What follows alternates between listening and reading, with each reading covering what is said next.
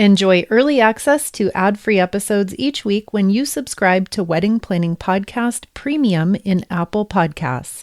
Enjoy the show. We are highlighting some clever ways to not only save money on your wedding plans, but also just to really increase the quality and the overall value. And we're touching on everything from your decor to your invitations, food and drinks, even your venue. So many engaged couples equate a higher price tag with a higher quality end product or service. And that is just simply not always true. And even worse than that, having this mentality can add up to spending tens of thousands of dollars more than necessary for you to ultimately host a really memorable and a really meaningful wedding celebration. So the million-dollar question is, how do we develop an instinct for knowing when it makes sense to invest more money for a truly higher quality experience, and when we can take a less expensive route and things will be just fine? And that's kind of what I'm trying to highlight in these two shows. As we all know, anyone who has delved into the world of wedding planning on the internet, there is absolutely no shortage of resources that are highlighting how to, quote, save money on your wedding. And that's valid, very important question, because not many of us are out there searching for ways that we can make things more expensive and Googling for ways that we can spend more money on our wedding.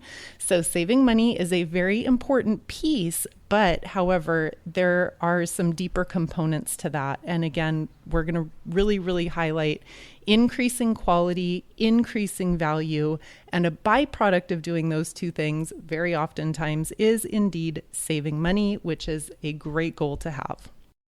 So let's get started today with two really basic things for you to consider in the early planning stages that are going to allow you to increase the value and the quality of pretty much every single aspect of your wedding.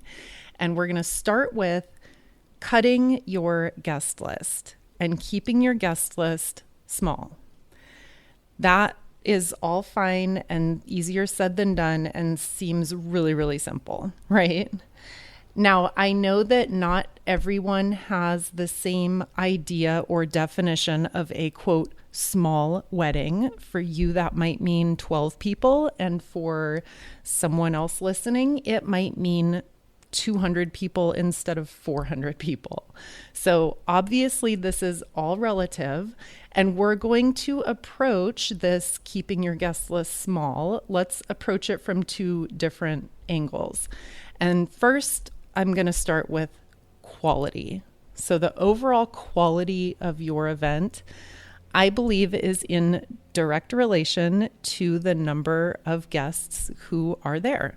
Now, again, we all have different definitions of what size wedding constitutes small, but I will say that in literally over a decade of having conversations with engaged people, one of the most common in retrospect feelings that is shared is that the event was too big and too overwhelming, and couples continuously express that they wish they had more time to really be present and to connect with the people who were there.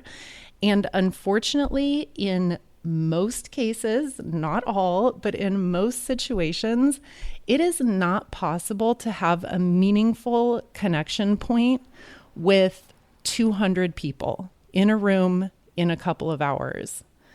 So again, I'm not saying that that's the right thing for you to do to have a 20-person wedding instead of a 200-person wedding. I'm simply saying that in most cases, the overall quality of your event is going to be increased if you can decrease the overwhelm factor and kind of increase the meaningful interactions that you do have with the people who you love who are at your wedding. So that's one angle of the quality part. Extending that a step further, let's go from quality into value. And here's where the kind of money saving aspect comes in. Now, value, there's literally no better way to control your overall wedding budget than to control your guest count. And again, that sounds like such a simple concept, but and it is a simple concept. It's just not always easy to put it into practice in terms of actually crossing out people who you had on a guest list who you're realizing may not make the ultimate end cut.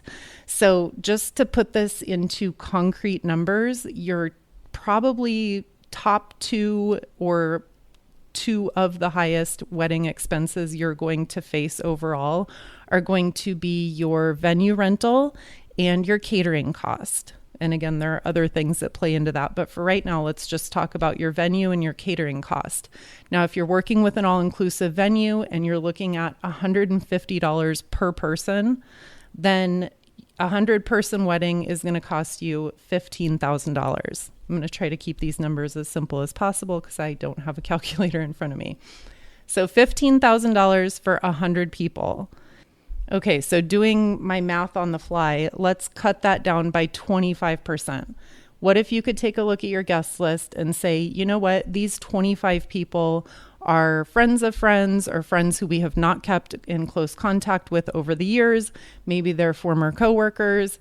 If you could cut that number down by 25%, then that $15,000 number becomes less than $12,000. Okay.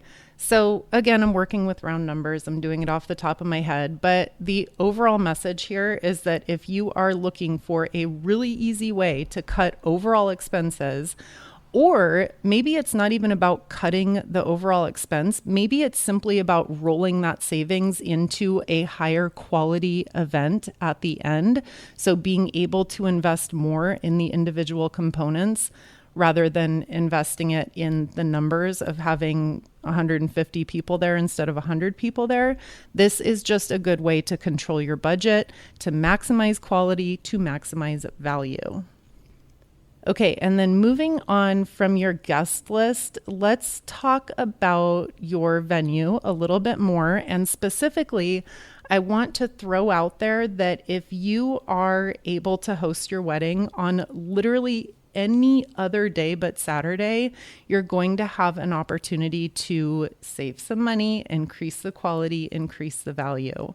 So you can host literally all the components can be exactly the same. You're just going to do it on a Friday evening, on a Sunday evening, maybe on a Sunday brunch time slot. There is a local venue here where I live in San Diego, and my husband works with them literally every single year in conjunction with high school events that he's in charge of planning. And the bill is 30% less for a Friday evening or a Sunday event than it is for a Saturday event. That means your $15,000 venue bill becomes just over $10,000 if you can arrange for a wedding to take place any other day than a Saturday. And then, of course, long weekend pricing would likely revert to the Saturday pricing, so that might not count. Check in with it. That's a lot of savings. 30% is a significant number. And like I mentioned in our last point on your guest count, even if it's not about saving 30%, maybe it's about investing that 30% into a higher quality photographer or into a designer dress that you are absolutely in love with. These are all ways that you can creatively extend your budget, maximize your budget, and or, quote, save money at the end of the day. And our next point in today's conversation about increasing quality and overall value, this one is about your wedding website. And by extension, we're going to talk about invitations and paper products. So a great tactic here is go ahead and order beautiful wedding invitations. But something to consider is keeping them super, super simple. So that means absolutely no inserts or as few inserts as possible. The fewer, the less expensive. And then collect your RSVPs online and put your wedding website to work. If you're a longtime listener of the show, then you've heard me talk about minted weddings. I absolutely love their end product, or else I wouldn't share it with you practically every week. But to give you an example from their beautiful product line, I went on the website. I looked at 100 wedding invitations with deluxe paper, the 5x7 size, and all the enclosures. So I added an RSVP card, a reception card, a direction card, and a decorative band. And the total price tag out the door for all of those things was $1,500. Now, the exact same invitation design that I just mentioned, but we're going to go down to a 4x6 size, and we're going to use standard paper instead of deluxe. Probably nobody is going to notice the difference. Just side note there. And then absolutely no enclosures. And that total price tag was $225. The same invitation. We just took out all the extras and all the fluff. So you're looking at $1,500 on the one hand, and you're looking at $225 on the other hand. If invitations are not something that is super high on your priority list, then I would venture to say that your wedding website can literally do $1,200 worth of work for you in terms of collecting your RSVPs, in terms of providing directions, providing all the information for your guest to have at a glance. That seems like a total no-brainer to me. Something to consider, and if you want to browse my personal favorite wedding invitations, including free websites, and even get 20% off your first order, you can visit weddingplanningpodcast.co/minted for lots more on that. Susan's Travel Services is so excited to partner with you to plan your honeymoon, destination wedding, or maybe even your bachelor or bachelorette party. Susan and her team have been planning dream vacations for 27 years, and they are truly the best in the business for start to finish planning services.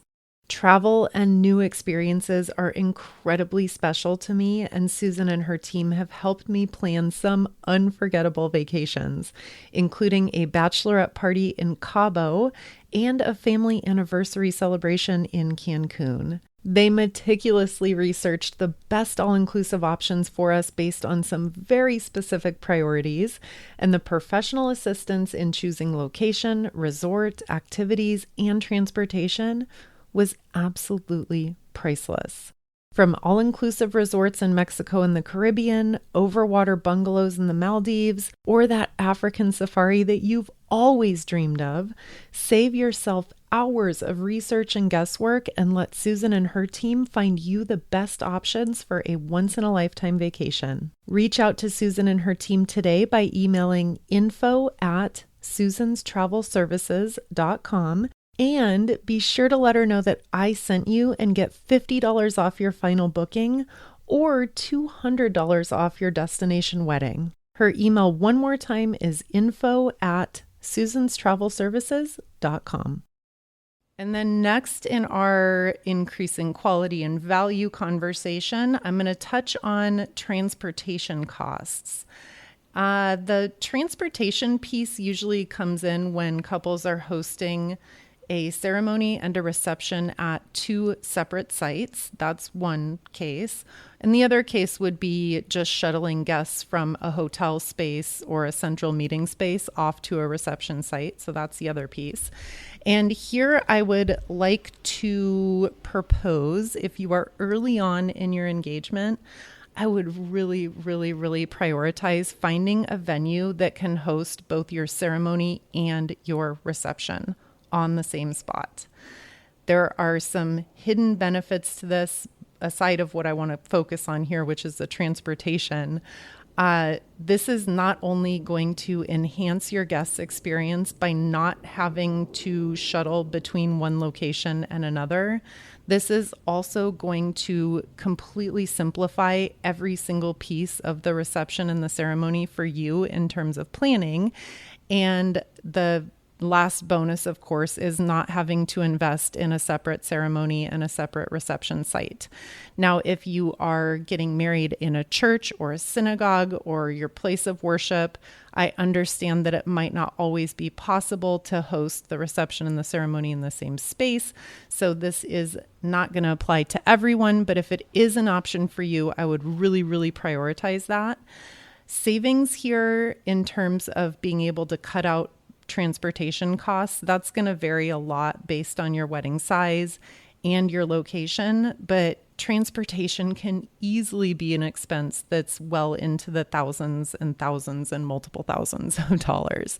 So definitely something to consider.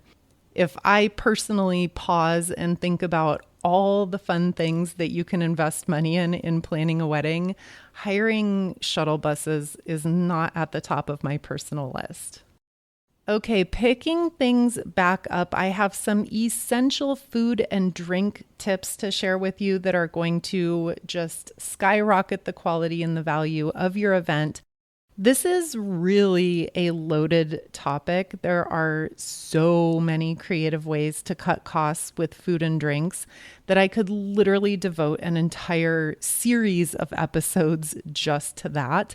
I'm going to keep it simple and brief for today's conversation. Generally speaking, catering will likely be one of your biggest wedding expenses. I mentioned that earlier in the show. Typically right up there with your venue space. And the good news is that there are endless creative ways for you to make swaps, omissions, and to incorporate some really creative enhancements in your catering to accommodate your budget and whatever vision you have. Let's focus quickly on your actual drinks. And I'm going to use a scenario here where we're serving alcoholic drinks. You may or may not be.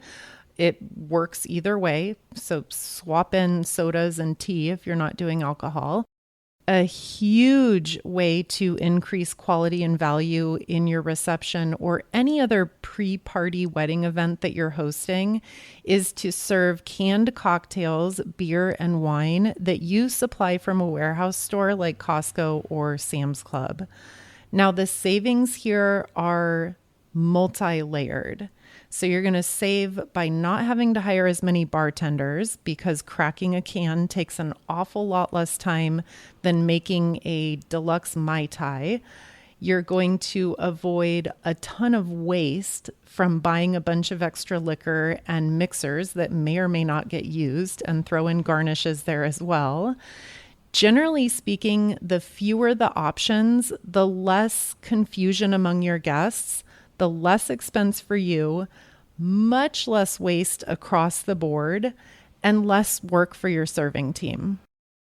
Canned cocktails and fancy seltzer drinks in every flavor and variety you could imagine are everywhere these days. And there's also a huge, endless selection of craft beer and wine that comes in really easy to serve cans. If canned drinks are not your style, that's totally fine. Another great option for controlling your quality and value at the bar is to choose just one or two specialty cocktails in addition to your favorite beer and wine. So again, the fewer the options, the better for your overall bottom line price tag and all those other benefits that I listed off a minute ago. So that's the drink component. I'm going to highlight just a couple of ideas for cutting back on your food catering bill.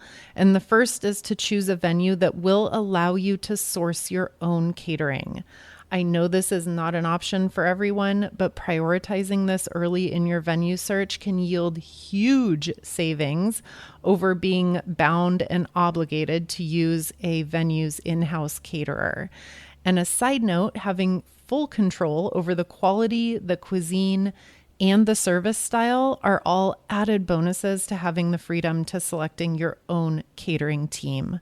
So a huge push in the quality and the value department there. And then the second really, really easy way to control your food costs is to simplify and scale back the appetizer offerings. You could even possibly arrange for a happy hour charcuterie spread that you plan, shop for, and set up on your own. There is a really, really detailed episode on this topic that I love. It's one of my personal favorites. That show actually just aired a couple of weeks back from this one, so be sure to go back and have a listen in case you missed it. And then the final food savings tip I'll share is to consider using a caterer that may not be a traditional wedding caterer. This could look like anything from the family-owned local restaurant down the street to inviting a couple of local food trucks on site. There are just so many creative ways to execute an amazing and unforgettable wedding day meal, and it makes me bummed out that so many couples get tunnel vision at the beginning of this process and miss out on all the opportunities that exist here. I hope our conversation today has inspired you to look out for more ways to increase the quality and the value of your wedding celebration. And I'll leave you with this. Just remember that classy does not always have to equal expensive. We just need to be open to exploring various creative options and make the most of what we've got to work with. And increasing quality and value opportunities are everywhere. Thank you for joining me this week, and I will look forward to talking again next week, same time, same place.